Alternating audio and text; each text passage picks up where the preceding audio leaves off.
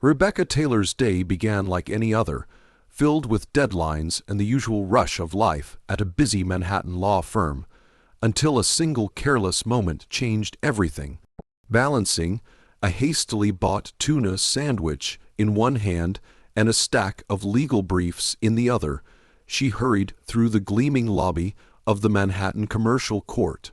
Her mind was already in the hearing room, rehearsing the arguments she planned to present on her father's behalf, when a sudden collision jolted her back to reality. The sandwich flew from her grasp in a slow-motion arc that seemed almost comical, except for the sharp gasp that escaped her as it landed squarely against the impeccably tailored $10 zeros, Euro Zero Armani suit of the man she had just bumped into. Mortified, Rebecca scrambled for napkins, her heart pounding as she tried to apologize. "Oh my God, I'm so sorry," she blurted, reaching instinctively to clean the spreading stain. A cold, razor-edged voice stopped her hand midair. "Don't touch it. You've caused enough damage." The words cut like ice, freezing her in place before she even looked up. When she did, her breath caught in her throat. Standing before her was Jackson Frost, the infamous CEO of Frost Enterprises, a man whose name was whispered in boardrooms with equal parts admiration and fear. His reputation as the iceberg preceded him, earned not only by his billionaire status and ruthless business tactics, but also by the rumor that only 10% of his emotions ever surfaced, the rest submerged in a glacial reserve. His piercing blue eyes were as frigid as the nickname suggested, locking on hers with a look so intense it felt as though he could turn her to stone. Rebecca's instinct for professionalism kicked in, though her pulse raced. She attempted a polite smile, trying to smooth over the accident with words. "Mr. Frost, this is a terrible coincidence. I'm actually heading to the hearing about my father's case."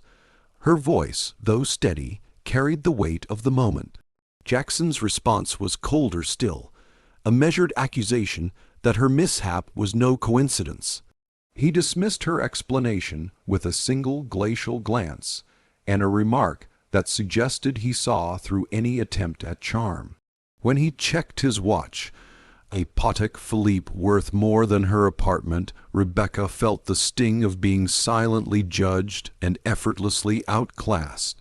The tension thickened as Jackson abruptly declared that the court hearing was canceled, replaced instead by a private meeting at his office at precisely 3 o'clock. His tone left no room for argument. Before she could protest, he turned and walked away, his composure unshaken, leaving Rebecca standing stunned in the marble lobby, holding nothing but crumpled napkins and a racing heart. What began as a simple lunch break had spiraled into a confrontation with one of the most powerful men in New York, a man whose icy presence and unexpected authority unsettled her more than she cared to admit. That accidental encounter, marked by a flying tuna sandwich and a clash of strong wills, would prove to be the catalyst for a series of events that would challenge everything Rebecca thought she knew about control, ambition, and the unpredictable power of fate. Rebecca arrived at the towering Frost Enterprises skyscraper, still reeling from the humiliating encounter in the courthouse lobby, determined to salvage some dignity.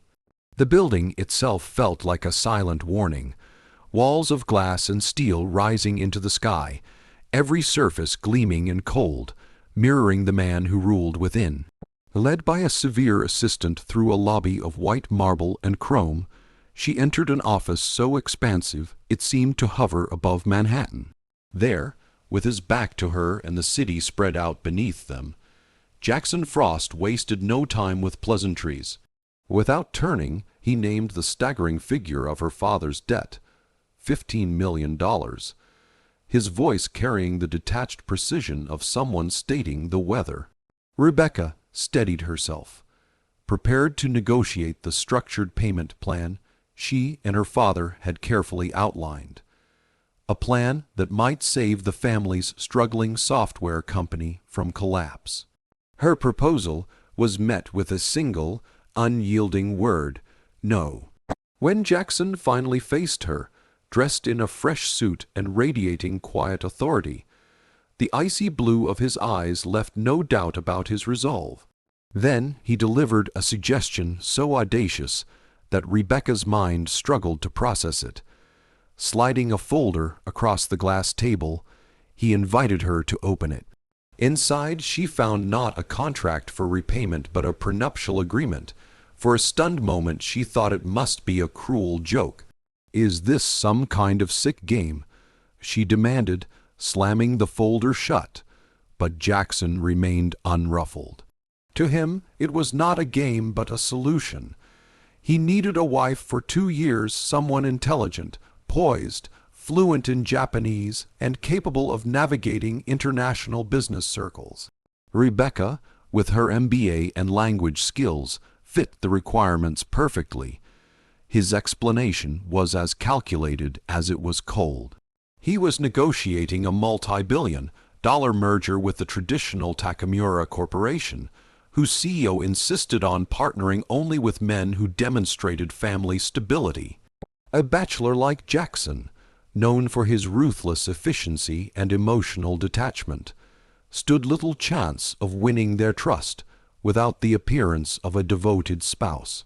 In exchange for Rebecca's cooperation, he offered to erase her father's entire debt and pay her $5 million upon completion of the 2-year marriage. It was, in his words, a mutually beneficial transaction, a business arrangement disguised as matrimony. Rebecca's instincts rebelled. She reminded him that people were not commodities to be bought or hired. He countered smoothly, claiming he wasn't buying her, merely engaging her services. His calm certainty unsettled her more than open aggression would have. When she refused, Jackson raised the stakes without a flicker of emotion. If she declined, he would call in her father's debt immediately, seizing the family home, the remnants of the company, even the beloved vintage Mustang her father cherished. The threat was not shouted. It was stated as simple fact, and that made it more terrifying. Faced with the ruin of her father's livelihood and the jobs of loyal employees, Rebecca felt the walls closing in.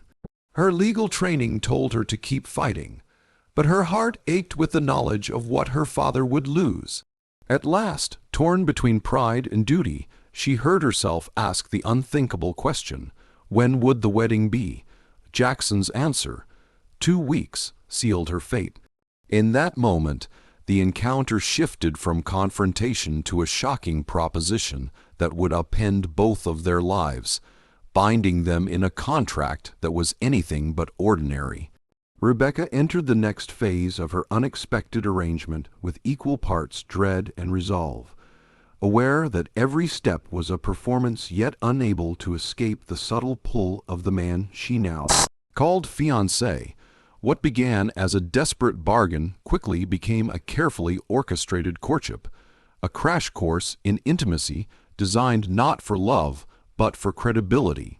Jackson approached the task with the same precision he applied to multimillion-dollar deals. He cleared her schedule without asking, informed her firm that she was assisting on the Takamura merger, and announced that they would spend the day learning everything couples are supposed to know about each other. Rebecca bristled at his audacity, but beneath the irritation lingered an uneasy fascination with his relentless focus. Their first lesson unfolded in the pristine luxury of his penthouse, a space so immaculate it felt more like a showroom than a home. Surrounded by towering windows and sleek modern art, they began the strange ritual of trading personal details. Jackson had compiled a list of questions: birthdays, allergies, favorite foods, childhood memories, family histories. Rebecca answered with wry humor, teasing him when he admitted to a dislike of cats and an aversion to inefficiency. He responded with unexpected candor about his structured routines, his pilot's license, and his 6-hour sleep schedule. What should have been a sterile exchange gradually softened as they discovered small points of connection. her love of grilled cheese sandwiches, his reverence for a sushi master in Kyoto, their mutual appreciation for literature. Each revelation chipped away at the icy facade that Jackson so carefully maintained. Yet the rehearsal demanded more than words. Jackson insisted that authentic affection required physical cues. The subtle brush of a hand, a glance held a beat too long, the shared rhythm of breathing. He guided Rebecca through these gestures with a calm, almost scientific patience, his touch light but undeniably charged. When he tucked a stray strand of her hair behind her ear or rested a hand at the small of her back, Rebecca's pulse betrayed her, blurring the line between calculated pretense and something far less controlled. Their practiced kisses, meant only to convince watchful eyes, lingered just enough to unsettle them both. Public appearances soon followed. At dinner with the Takamura executives, they performed their roles with flawless precision. Rebecca conversed in fluent Japanese, earning admiration, while Jackson delivered every line of their fabricated love story with a sincerity that startled her. Small, intimate gestures, a thumb tracing circles on her back, fingers lacing with hers, looked effortless to the outside world, but left her quietly breathless. Each outing required new layers of performance, from society events to quiet dinners where they were certain to be observed, and each moment deepened the illusion that they were more than business partners. Behind closed doors, Rebecca tried to remind herself that it was all a contract, a meticulously negotiated transaction designed to protect her father and secure Jackson's merger. Yet the long evenings of shared confidences, the unexpected flashes of humor, and the rare glimpses of vulnerability in Jackson's blue eyes made it increasingly difficult to separate acting from reality. What began as a strategy to fool others was slowly, inexorably, becoming something that threatened to fool them both. The wedding that sealed their agreement unfolded with the precision of a grand business acquisition, every detail executed to impress Manhattan's elite and the watchful Takamura delegation. The Scent Regis Ballroom had been transformed into a winter wonderland of crystal installations and thousands of white orchids, a setting so breathtaking it seemed pulled from a dream rather than a contract. Rebecca, cloaked in an ivory Vera Wang gown that shimmered beneath the soft lights, felt both like a guest at her own life and a player in a lavish stage production. Cameras flashed discreetly as society figures and business magnates filled the seats, each guest invited with a strategist's eye for influence and optics.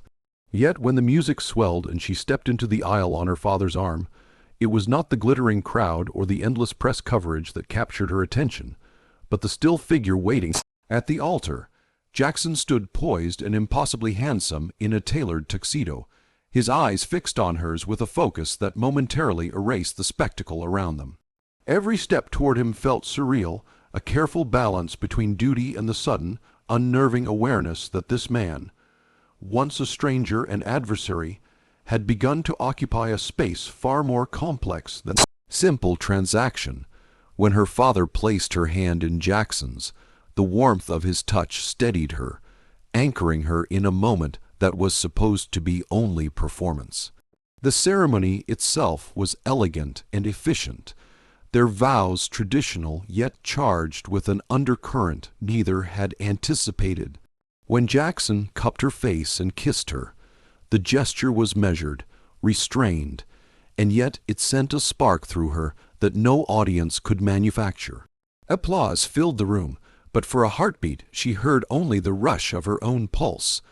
The reception continued the illusion of perfect romance. They cut the towering cake, glided through their first dance with seamless grace, and mingled with guests while photographers captured every lingering glance and whispered aside. Jackson proved an impeccable partner, anticipating her movements, guiding her through the crowd with a hand at the small of her back, and offering subtle encouragement whenever her nerves threatened to show. To the outside world, they were the picture of newlywed bliss. To Rebecca, the evening was a dizzying blend of calculated gestures and startlingly authentic moments. His quiet compliments, the gentle way he adjusted her necklace, even the rare flashes of amusement in his eyes, all of it felt disarmingly real. Her father, watching from the sidelines, seemed convinced of Jackson's devotion, remarking on the way the billionaire looked at her as if she were the only person in the room. Rebecca wanted to dismiss it as a necessary part of their ruse, but she could not ignore the strange flutter in her chest when Jackson's gaze lingered too long. By the time they departed under a shower of silver confetti, the roles they played had begun to blur. The marriage might have started as a contract, but the growing chemistry between them hinted at something neither of them had planned, an unpredictable spark that no legal document could contain. The honeymoon began as another carefully scripted chapter in their arrangement, a 2-week retreat to a private villa in the Maldives chosen as much for its photogenic seclusion as for any notion of romance. From the moment their speedboat approached the turquoise lagoon, Rebecca reminded herself that every luxury, the glass floors revealing schools of bright fish, the infinity pool spilling into the ocean, was merely a stage for appearances. Yet the longer she and Jackson inhabited this paradise, the more the performance slipped toward something disconcertingly authentic.